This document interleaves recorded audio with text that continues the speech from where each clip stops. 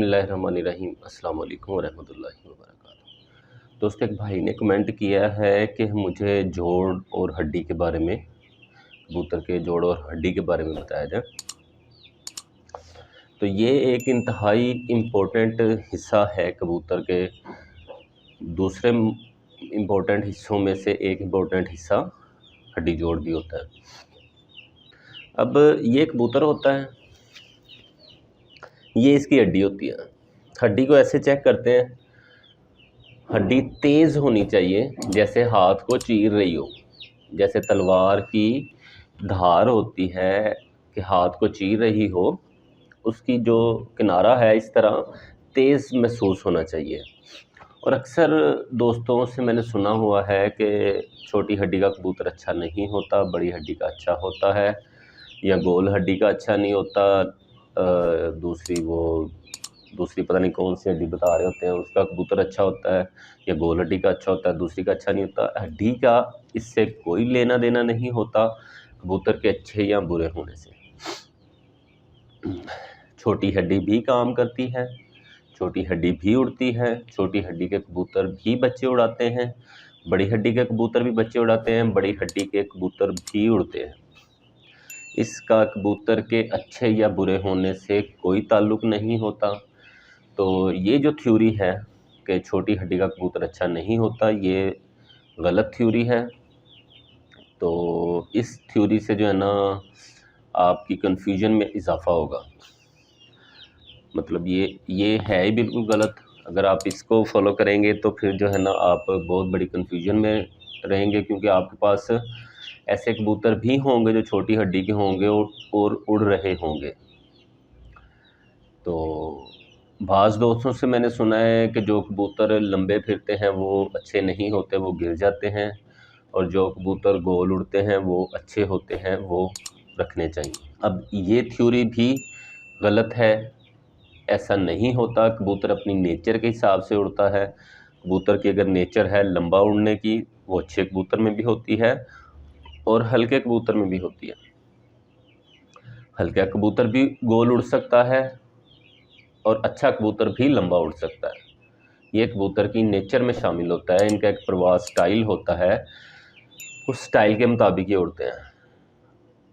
ये जो स्टाइल है लंबा उड़ने का या गोल उड़ने का, ये अच्छे कबूतर में भी हो सकता है और हल्के कबूतर में भी हो सकता है। इससे कबूतर के अच्छे या बुरे होने से कोई ताल्लुक़ नहीं है। अच्छा, बात आ जाती है जोड़ की। भाइयों, जहाँ पे कबूतर की हड्डी ख़त्म हो रही होती है ना, ये देखें, ये हड्डी है, यहाँ पे अब इसकी हड्डी ख़त्म हो रही है और ये इसके जोड़ हैं। अब हमारे पास ये कबूतर उधर उड़ता भी रहा है, भाइयों ने देखा भी होगा। अब ये इसका जोड़ा लगा हुआ है, इसके बच्चे भी उड़ेंगे। ये हड्डी है, हड्डी यहाँ पे ख़त्म हो रही है और ये जोड़ शुरू हो रहे हैं।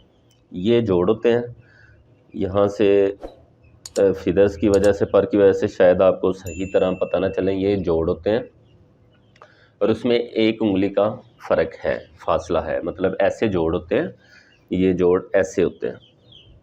हड्डी और जोड़ में एक उंगली का फ़र्क है। हड्डी बिल्कुल जोड़ के साथ मिली हुई होनी चाहिए, जो अच्छे कबूतर, बहुत अच्छे कबूतर की निशानी है, A+ कबूतर की निशानी है। हड्डी जोड़ के साथ मिली हुई होनी चाहिए और जो जोड़ हैं वो बिल्कुल बंद होने चाहिए और सख्त होने चाहिए। जितने ज़्यादा सख्त जोड़ होंगे कबूतर उतना ही अच्छा होगा। एक थ्योरी और मैं सुन रहा हूँ कि जो है ना, सख्त जोड़ का कबूतर अच्छा नहीं होता। तो ये भी बिल्कुल गलत थ्योरी है। जोड़ जितना ज़्यादा सख्त होगा कबूतर उतना ज़्यादा अच्छा होगा। और जोड़ में जो इस तरह ये जोड़ आपस में मिल रहे होते हैं,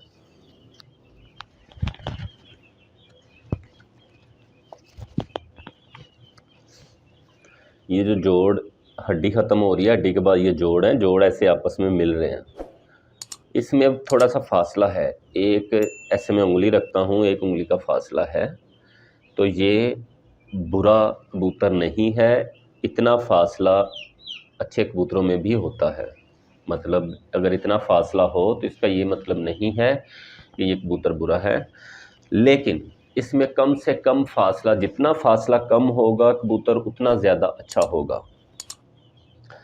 हड्डी और जोड़ में बिल्कुल फासला नहीं होनी चाहिए।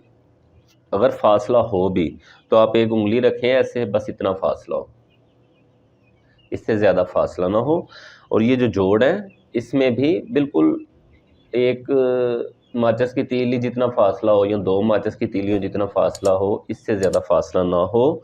ये आपस में ऐसे जुड़े हुए होने चाहिए, ऐसे बिल्कुल बंद होने चाहिए, या फिर बिल्कुल थोड़े से ऐसे खुले होने चाहिए। इससे ज़्यादा ना खुले हों तो ज़्यादा अच्छा है। ये अच्छे कबूतर की निशानी होती है। अच्छे कबूतर के जोड़ बंद होने चाहिए, उसकी हड्डी जोड़ के साथ मिली हुई होनी चाहिए, हड्डी और जोड़ के दरमियान में भी गैप नहीं होना चाहिए। तो ये चीज़ कबूतर के जो है ना इम्पोर्टेंट हिस्सों में से एक हिस्सा है हड्डी जोड़। एक इम्पोर्टेंट हिस्सा कबूतर की आँख है, दूसरा इम्पोर्टेंट हिस्सा कबूतर की बॉडी है, तीसरा इम्पोर्टेंट हिस्सा कबूतर के पर है। और ये हड्डी जोड़ जो हैं ये कबूतर की बॉडी में शामिल होते हैं। तीन हिस्से होते हैं, तीन पार्ट होते हैं इम्पोर्टेंट पार्ट, और कबूतर की बॉडी में हड्डी जोड़ कबूतर की बॉडी में आता है। इसलिए ये इसका अच्छा होना बहुत ज़रूरी होता है। कबूतर के जोड़ सख्त होने चाहिए और साथ मिले हुए होने चाहिए। तो भाई ने जोड़ पे कमेंट किया था। इसके साथ मैं आपको बता दूं, ये पंजे होते हैं कबूतर के, इनका ये देखें, ये जो कट्स होते हैं, शायद इधर से आपको क्लियर नज़र आ रहे हो, ये कट्स होते हैं, ये छोटे छोटे कट्स हैं।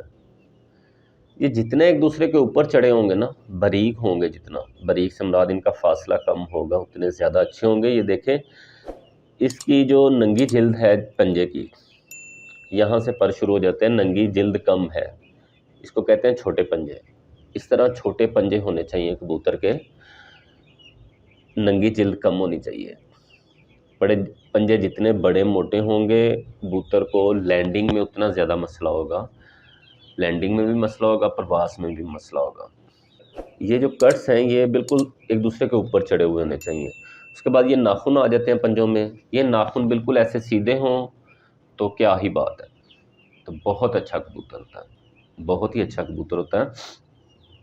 लेकिन ज़्यादातर हमें आजकल ये ऐसे गोल नाखून मिलते हैं, तो ये भी ठीक होते हैं, इनमें मतलब गलत नहीं होता कुछ।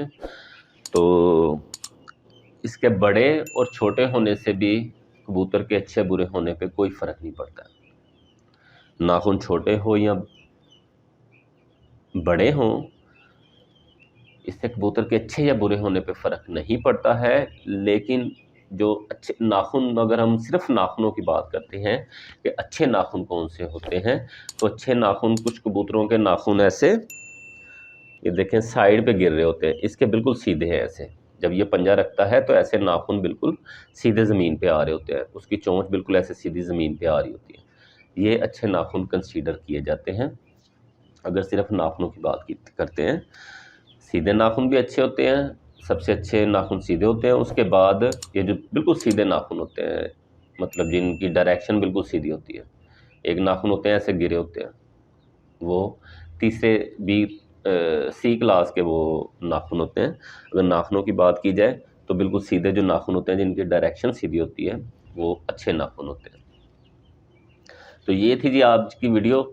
तो अगली वीडियो में मुलाकात होती है इंशाल्लाह ताला। अस्सलाम वालेकुम व रहमतुल्लाहि।